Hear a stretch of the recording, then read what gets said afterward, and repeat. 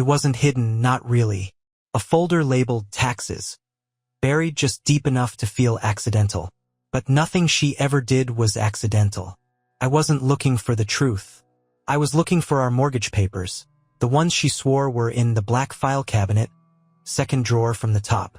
I opened it expecting paperwork, stale air, maybe the smell of printer ink.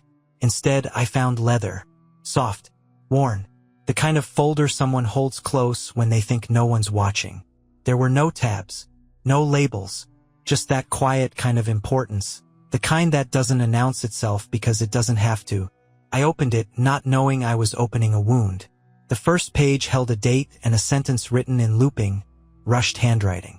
I wish I could stop missing him in our bed. I stared at it, at the ink that hadn't even fully dried. It curled slightly at the edges, like it had been pulled from a journal, ripped out in guilt, or offered like bait. I didn't move, couldn't. My eyes kept reading the same line over and over. I wish I could stop missing him in our bed. Not missing me, not our life. Him. I didn't even know who him was yet. Just that he existed. Just that he was real enough to miss. Real enough that our bed, our marriage, our 7 years of routines and Sunday pancakes and I love you texts weren't enough to erase him. The folder wasn't tucked away. It was placed, just deep enough in the drawer to pretend she'd forgotten it. But my wife doesn't forget things. She schedules hugs. She alphabetizes spices. Nothing in her world is unintentional, including this. It didn't feel like a mistake. Felt like a test. Like she wanted me to see it. The rest of the pages weren't in order. Some typed, some handwritten, others smudged like they'd been handled too much. But they all painted the same shape in different words.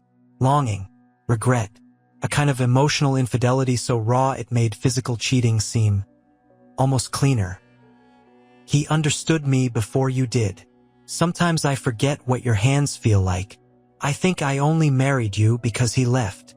Every word was a thread, unraveling everything I thought was still holding us together.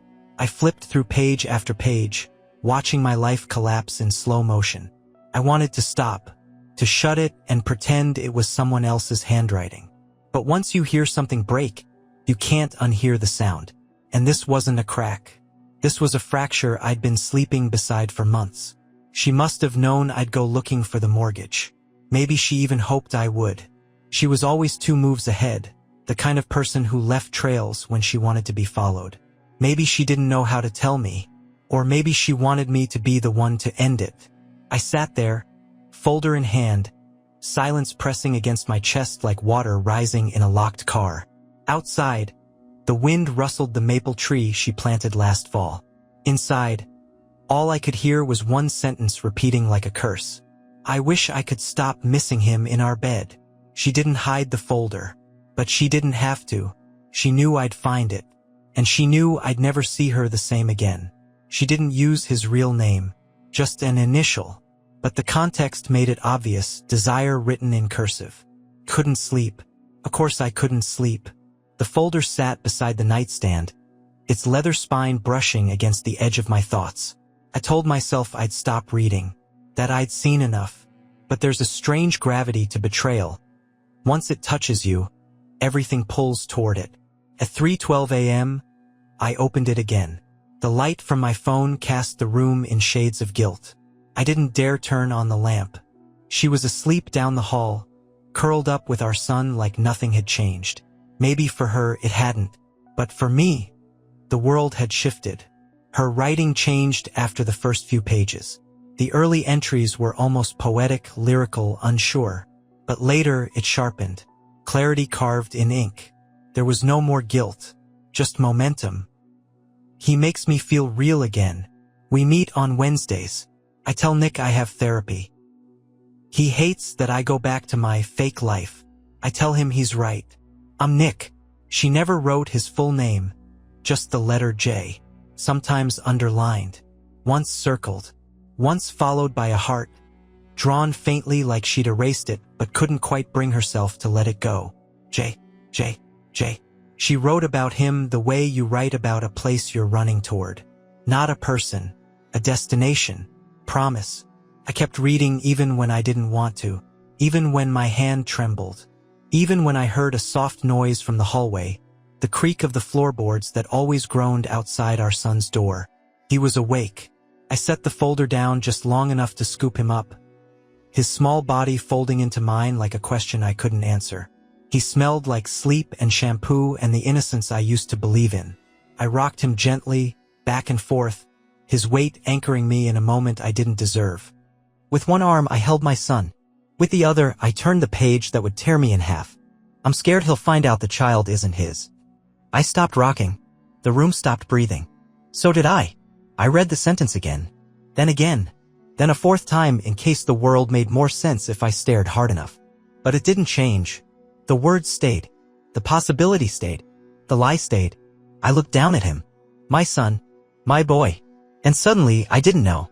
I didn't know if the curl in his hair came from me or Jay. If his nose, that little wrinkle he makes when he's confused, was something she saw in both of us. He stirred slightly and clung to my shirt. Trust, blind and instinctive. I kissed the top of his head like I always did, but this time my lips burned with doubt. I wanted to scream. I wanted to throw the folder across the room and break the world open until someone told me what was real. But I didn't. Because he was sleeping. Because I didn't want to wake her. Because pain that big doesn't scream, it freezes. It holds you hostage in your own home. It turns lullabies into lies. The sentence haunted me in her handwriting, the loops of the word child too neat, too practiced, as if she'd rehearsed it 100 times in her mind. I'm scared he'll find out. She wasn't scared of hurting me.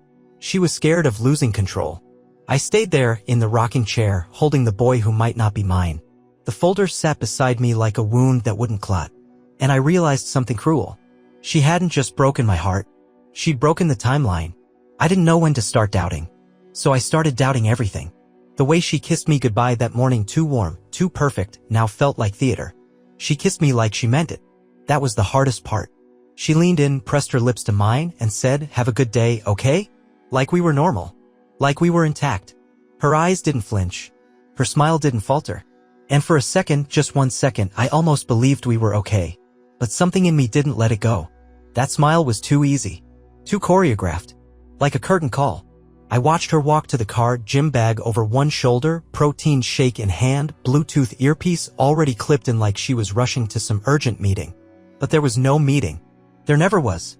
I stood there, still holding my coffee, as the garage door rumbled closed. The mug in my hand felt foreign, like it belonged to someone else's life. She had changed so gradually, I hadn't noticed. Or maybe I did, and I labeled it personal growth because that's what you're supposed to call it when your partner starts evolving into a stranger. She started running. At first, it was small, a mile here, a weekend 5K there. Then came the gym selfies. Then the protein powders. Then the new leggings, tighter each month. The progress I used to cheer for became camouflage. "You look incredible," I used to tell her. "I feel like myself again," she'd say. I thought she meant physically. Now I wonder if she meant without me. And then there were the seminars. The women's leadership retreats and branding workshops that somehow always fell on weekends. She'd come back sun-kissed and recharged, dumping tote bags of notebooks on the floor, filling the kitchen with buzzwords and resolutions. I used to call it ambition. Now I saw it for what it was, alibis. That day, after she left, I walked around the house like I was retracing the scene of a crime. Every room whispered something I hadn't heard before. The bathroom still smelled like her perfume. Our bedroom, our bed, sat neatly made, like nothing had ever happened there except sleep. I opened her closet. I don't know why.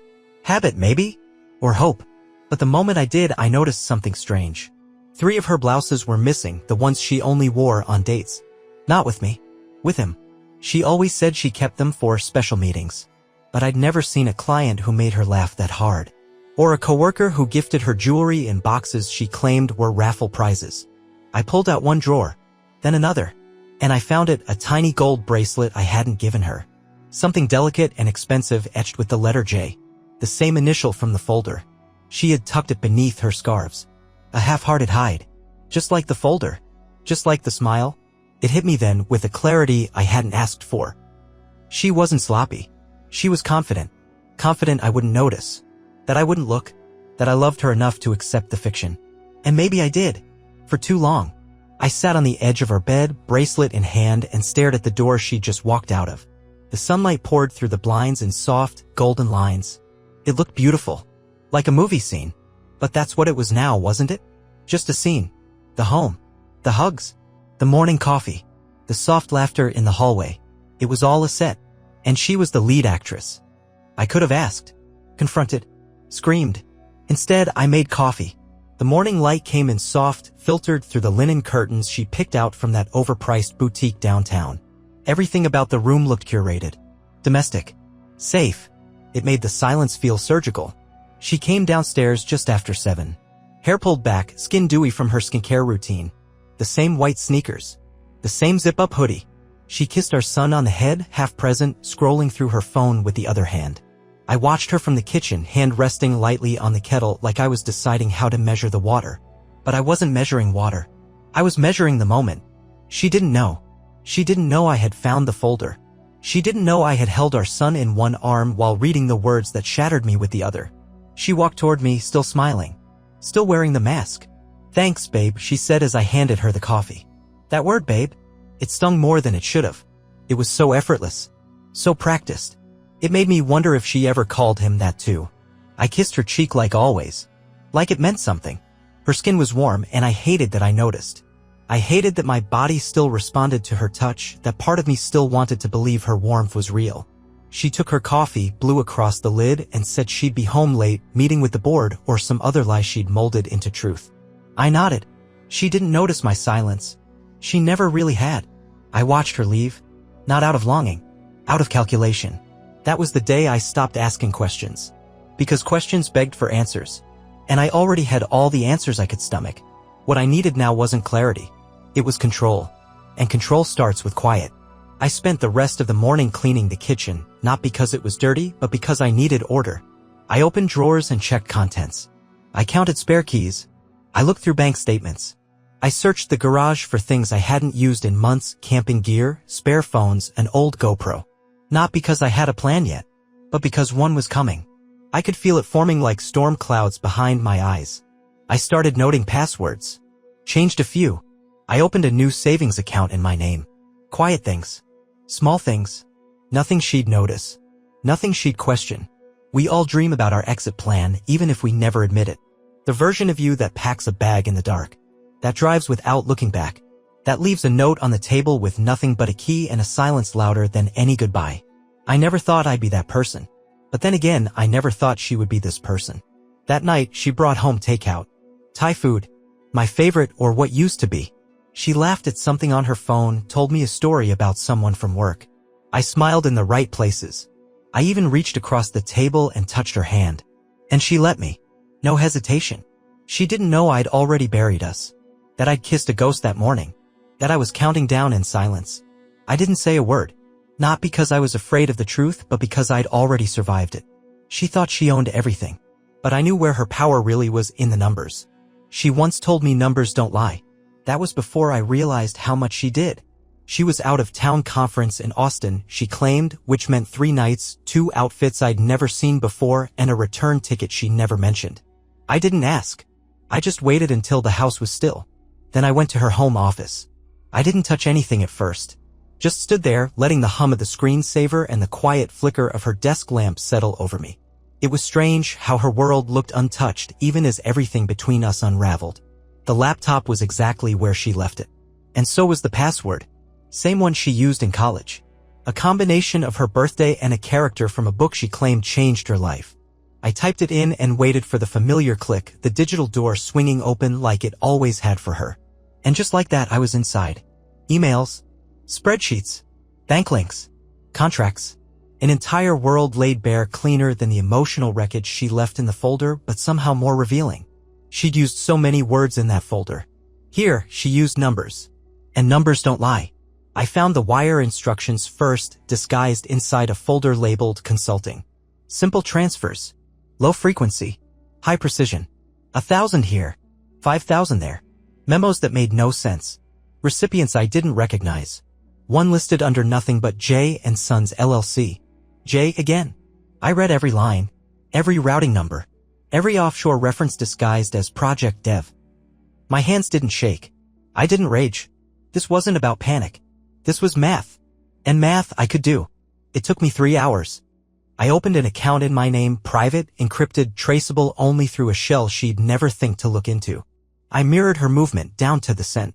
1,000 here, 5,000 there. Enough to hurt her later, but not enough to tip her off now. Every move was a whisper. A ghost in her balance sheet. A subtraction she wouldn't notice until the sum was gone. She always believed she had control because she earned more. Because she negotiated better. Because she understood margins and leverage and capital in ways I never bothered to match. I let her believe that.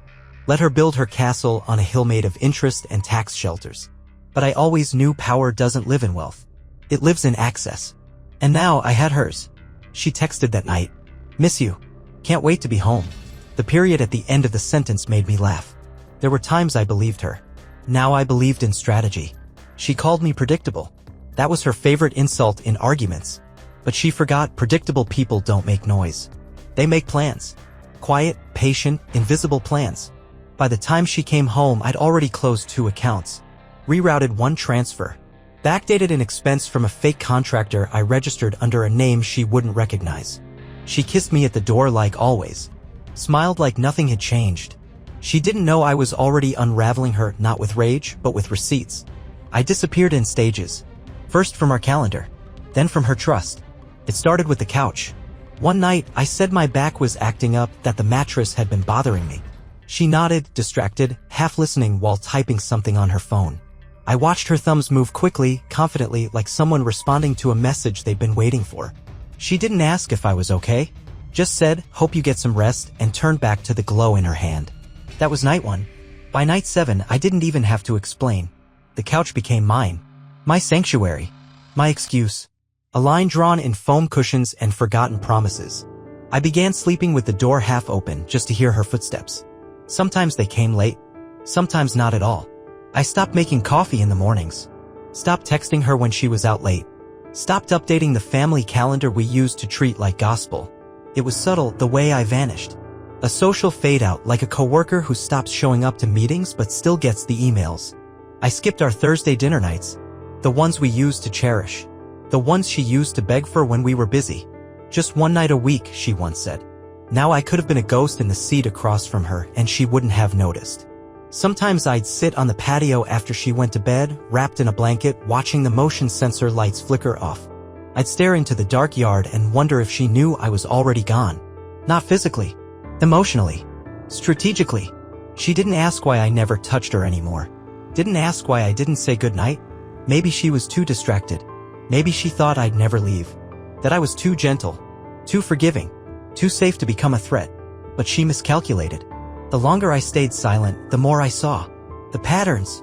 The breaks in routine. The way she touched her necklace when she lied. The way she smiled at her phone, thinking she was unseen. She wasn't. Not anymore. I was documenting her now not as a husband, but as a witness. Every night on the couch gave me space to breathe. To plan. To mourn without her noticing. I kept my toothbrush in the downstairs bathroom. Started storing shirts in the laundry room. She joked about it once, you moving down here? I smiled and said maybe. She laughed. She didn't know I already had a bag packed. I wasn't punishing her. I was preparing for the after. That's the thing about absence. It doesn't always come with shouting or slammed doors. Sometimes it's a slow retreat. A quiet fading from the picture until one day the frame feels oddly empty, and by then it's too late to ask why. By the time she realized I was gone, I'd already been missing for weeks. Her face was everywhere, news articles, angry investor threads, what happened to forums. It didn't happen all at once. The fall was slow, elegant, like watching a glass slide off a table in slow motion. A week after the last transfer, the ripples started to surface. Quiet mentions in niche finance blogs. A Reddit thread about a client suddenly backing out of a deal. A few cryptic LinkedIn posts about accounting irregularities. And then it cracked. By the end of the week, her name was trending in corners of the internet I didn't know existed. Screenshots. Whispers. People asking for refunds. A journalist speculating about misappropriated funds with a gleam in their writing like they knew they'd found blood. Her face, the same one I kissed every morning for years, was now the thumbnail for a dozen articles titled, What Went Wrong With? She always said she could handle pressure. That the only difference between a leader and a fraud was how well you smiled through it. But pressure isn't the threat. Exposure is. She called me that night. Once. Then again. Then 23 more times. I didn't answer. I sat on the couch, our couch, legs crossed, watching my phone light up again and again. The voicemails rolled in like waves. Her voice, once so poised, unraveled syllable by syllable. By the 5th message, it cracked. By the 10th, it trembled. By the 20th, it begged. Please, Nick. Please pick up. I don't know what's happening. They froze my accounts. Did you? Please. I need you. I played the messages back, not for answers, just to hear her voice without believing it. I noticed how often she said I and how rarely she said we. Even at the end, she didn't think I'd leave. She thought I was built to orbit her, that love meant loyalty even when it became self-erasure. She used to call me her constant. But even constants disappear when you start subtracting from them. By midnight, I'd disabled voicemail. The silence felt clean. That same night, her name hit a local news ticker. A 30-second segment, prominent entrepreneur under financial scrutiny. Her press photo flashed on screen, perfect hair, teeth like promises. I wondered if they'd used the same image on our wedding website. I didn't feel triumph. I didn't feel pity. I just felt done. They say when someone breaks your heart, you never get closure, only distance. But I had both now. And neither required her permission. She thought her world collapsed in one day. But it wasn't a collapse. It was a slow leak she never bothered to patch. I chose a city with no memories. Just noise. It didn't feel like escape. Not at first. It felt like floating, like a ghost moving sideways through someone else's life. I left before dawn. No note. No explanation. Just a locked door behind me and a number that no longer worked. The city I chose wasn't beautiful. That was important. No landmarks we'd visited. No chance of hearing her laugh in some crowded bar. No history. Just buildings stacked like apologies, streets humming with unfamiliar traffic, and the dull, anonymous rhythm of strangers who didn't care who I used to be. I rented a one-bedroom near the trains. The noise helped. It reminded me I still existed. New name. New license. The job was remote, numbers-driven, the kind that needed hands more than stories. My manager never asked what brought me here. That's why I took it. Some mornings I forgot what month it was. That was the goal. I ate alone. Slept alone. And told myself that was freedom. But even ghosts carry habits. Late at night, when the walls went still and the new ceiling fan clicked like a metronome for thoughts I didn't want to think, I opened her profile. She hadn't blocked me. Maybe she thought I wouldn't look. Maybe she hoped I would. Her posts became less frequent. Less curated. The light in her eyes dimmed like a hallway light on a timer. Each photo seemed older than the last, as if even she was reusing old versions of herself. I watched the damage bloom. Slowly. Like bruises you don't notice until they've spread. The comments turned cruel. Investors turned cold. Friends turned silent. She was unraveling publicly and I watched from hundreds of miles away. And that was supposed to be closure. But closure doesn't come when they suffer. It comes when you stop needing them to. And I wasn't there yet. Sometimes I imagined what I'd say if we met again. Nothing dramatic. Just, I know. Other times I imagined what I'd say to him, Jay. But I always stopped short. Because it didn't matter anymore. He wasn't the architect of this. He was just the flame she reached for when the house I built started feeling too quiet. She set the match. He just gave her the excuse. People talk about healing like it's an arc. A line moving upward. But mine was a loop orbiting the same questions, the same memories, until the gravity finally thinned out. Some nights I still check. Her page. Her face. Her fall. But the rush is gone. All that's left is distance. I didn't disappear for revenge. I disappeared for air. And this city, this nameless life, it breathes for me now. No subject line. No name. Just one sentence. You didn't just ruin her, you ruined me. It showed up on a Tuesday. Mid-afternoon. Rain tapping the windows in a rhythm I just started to find comforting. I almost deleted it.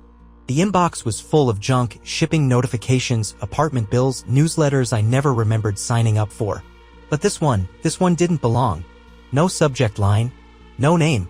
Just a blank body with a single sentence. You didn't just ruin her, you ruined me. I stared at it like it might move. Read it once. Paused. Read it again. A chill pressed into the base of my spine. The kind that doesn't fade with warmth. It stays. Settles. Unpacks its own questions. Was it him? Jay? Or someone else she'd betrayed? Another man with a folder. Another name whispered between lies. Or worse, someone innocent. Someone who believed in her, invested in her, followed her into the fire I set and didn't see the smoke until too late. I told myself what I did was precise, controlled, targeted. I didn't destroy her. She did that to herself. I just took the mask off. But this email, this sentence, made it feel different. Not final. Not clean. Just sprawling. A new kind of chaos. One I didn't recognize. Like setting a fire to warm a room and realizing too late that the walls were paper thin and someone else was sleeping in the apartment next door. I closed my laptop and sat still. No music. No distractions. Just my breath, echoing louder than it should have. I hadn't felt this way since the night I read the folder. The same unease. The same pull in my chest like something had cracked loose and didn't know where to land. I had told myself this was justice. But justice is quiet. This felt like noise. I thought leaving would end it. That her name vanishing from my lips would be enough. That seeing her fall would sever the last nerve between us. But nothing ends when you want it to. It just changes shape. And now it had taken the form of a stranger's voice. Someone caught in the same storm I thought I had escaped. The email didn't ask for a reply. It didn't threaten. It didn't explain. But it said enough. Revenge doesn't erase the past. It just rearranges it until you don't know which pieces still belong to you. She lost her business. He lost something too. I lost certainty. They say freedom feels like flight. Like the moment the rope snaps and gravity forgets your name. But no one talks about the weight you still carry even after the fall. I left with a duffel bag, a new name, and a silence I thought would protect me. And maybe it did. But it didn't complete me. It just stopped the bleeding. Some nights I still hear her laugh. Not the real one, the one she used with friends or at weddings, the one that made people lean in. No, I hear the other one. The practiced one. The polite laugh. The one she gave me when she was already somewhere else. It echoes in strange places. In the hum of a subway car. In a stranger's tone. In the space between sleep and waking. That sound used to comfort me. Now it scrapes like glass. And then there's him. My son. Or maybe not. I still don't know. I used to feel him kicking in her belly while she slept. Used to hum to him through skin and heartbeat. Used to believe that kind of bond couldn't be faked. But now, sometimes, I hear his first word, Dada, and wonder if it was meant for me, or if he was already speaking someone else's name without knowing it. I didn't get a goodbye. He didn't get a reason. We just became ghosts in each other's stories. She lost her business, collapsed beneath the weight of her own invention. He lost something too, access, illusion, maybe even control. And me? I lost the part of myself that trusted without hesitation. I don't regret leaving. I need to say that out loud. But I do regret not knowing when the truth stopped being real. Was it the first lie? The first folder? Or was it before that, in the smiles that meant something different to each of us? I became free, but I never became whole. And maybe that's okay. Maybe some endings aren't about healing. Maybe they're just about surviving long enough to begin again. There's a new quiet in my life now. Not the hollow kind. The honest kind. I wake up alone. I make my own coffee. I walk streets that don't know my name. And sometimes I whisper his name. My son's. Just to remember how it feels in my mouth. Soft. Unsure. Loved. Still. I didn't take much with me. Just my breath. My name. And the truth. As much of it as I could carry. The rest, I left in the drawer. In the folder. In the past she tried to rewrite. This was never about revenge. It was about remembering who I was before the lie. And now, maybe, just maybe, I'm starting to remember.